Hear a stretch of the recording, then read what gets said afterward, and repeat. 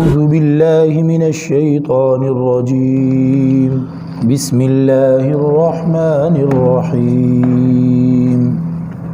ولما جاءهم رسول من عند الله مصدق لما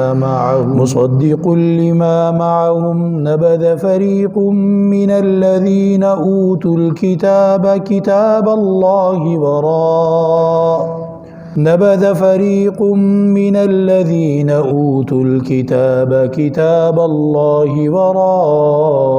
ظهورهم كأنهم لا يعلمون صدق اللہ العظیم۔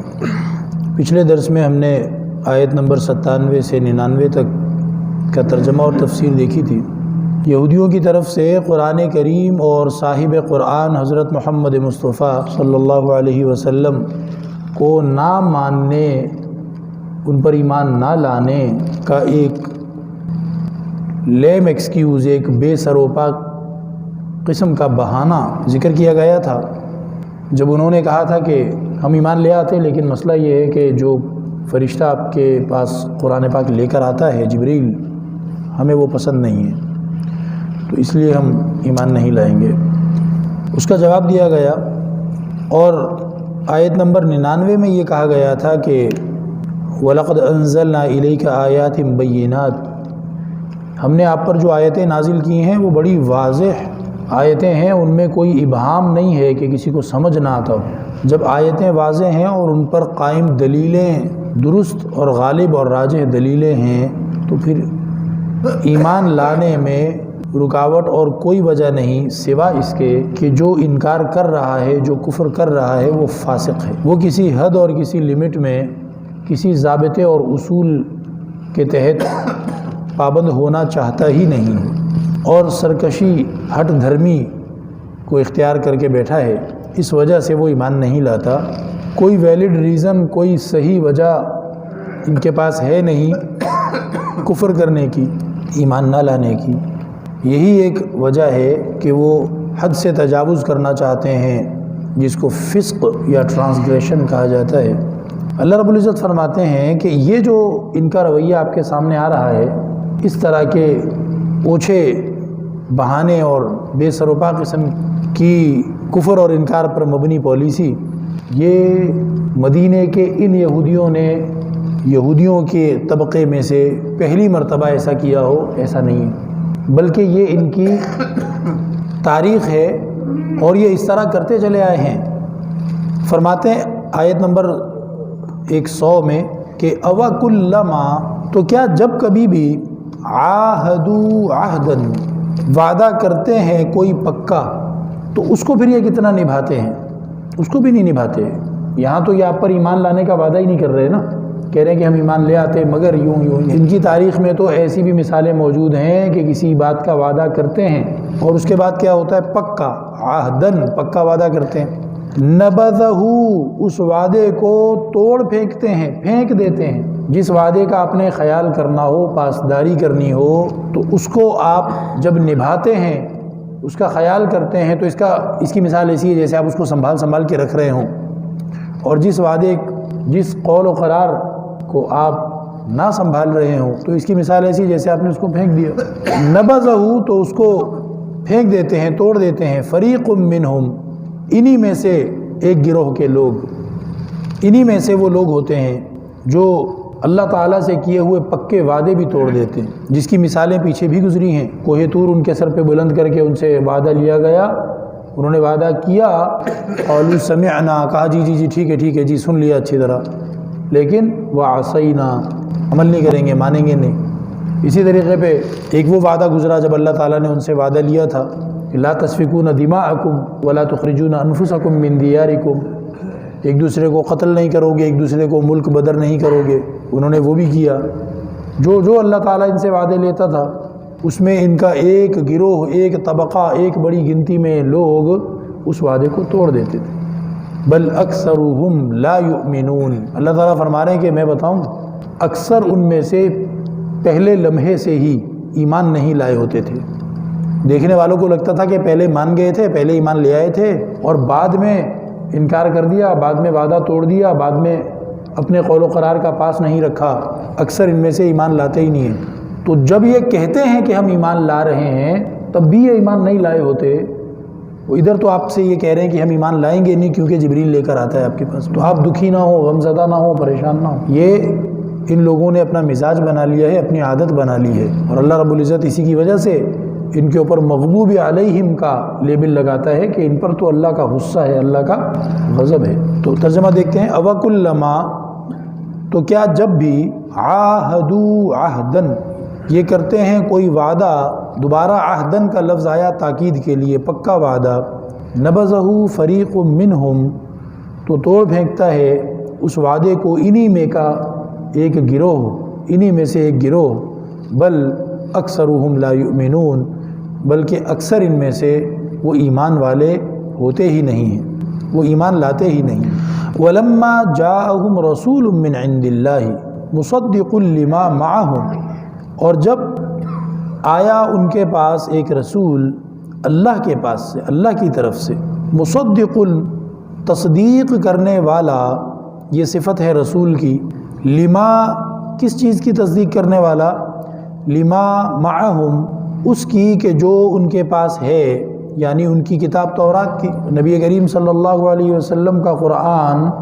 تورات کے برحق مضامین کی تصدیق کرتا ہے۔ جو جو چیزیں انہوں نے بعد میں تورات کے اندر بدل دی تھیں، خراب کر دی تھی، اپنی طرف سے ڈال دی تھی، ان میں سے جو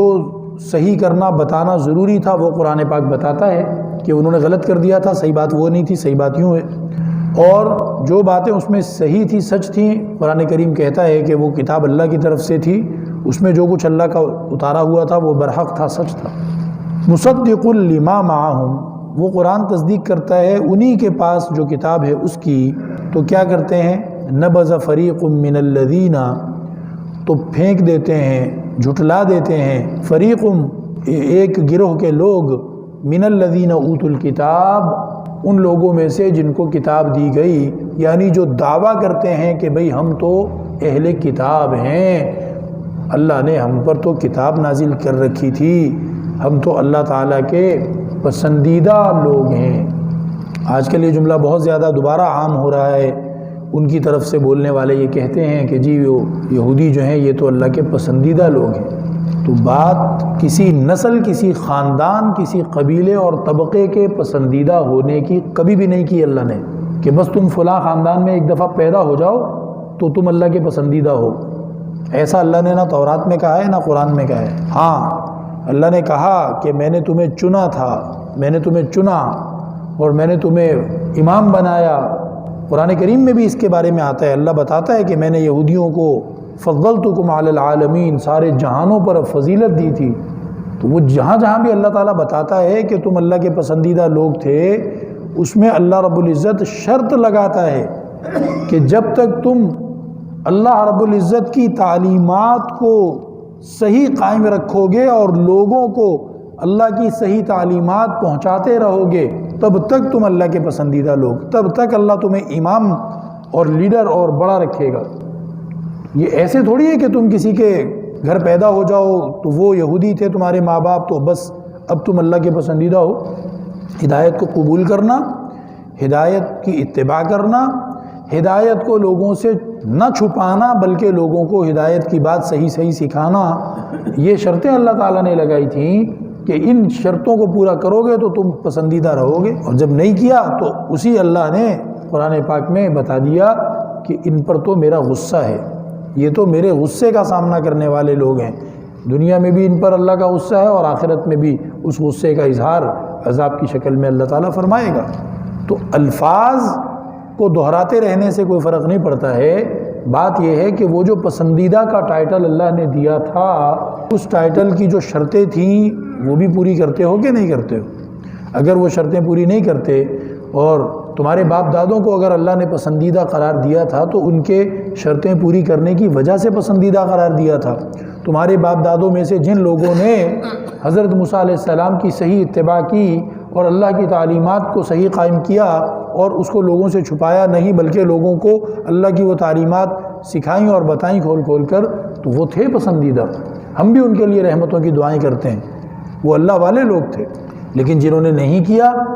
وہ صرف اس وجہ سے پسندیدہ ہو جائیں گے کہ وہ پیدا ہو گئے تھے یہودی ماں باپ کے گھر میں؟ نہیں، ایسا نہیں، اس بات کو ذہن میں رکھنے کی ضرورت ہے۔ تو فرمایا کہ نبذ فریق من الذین اوتوا الکتاب، پھینک دیتے ہیں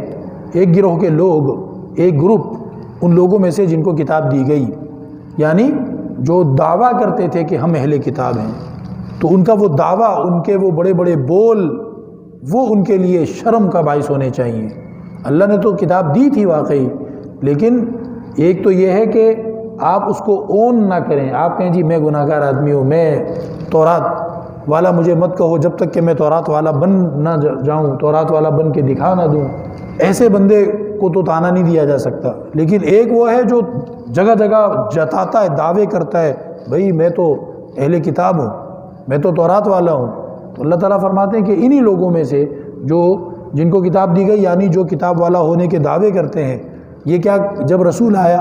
اور ان کی کتاب کی تصدیق والی بات اس نے کی تو انہوں نے کیا جواب دیا اس کا؟ نبذا، انہوں نے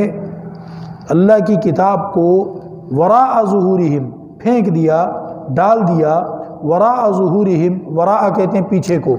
وراء پیچھے، ظہورہم ظہر کی جمع ہے، کمر کو کہتے ہیں، کتاب اللہ کو ڈال دیا اپنی کمر کے پیچھے۔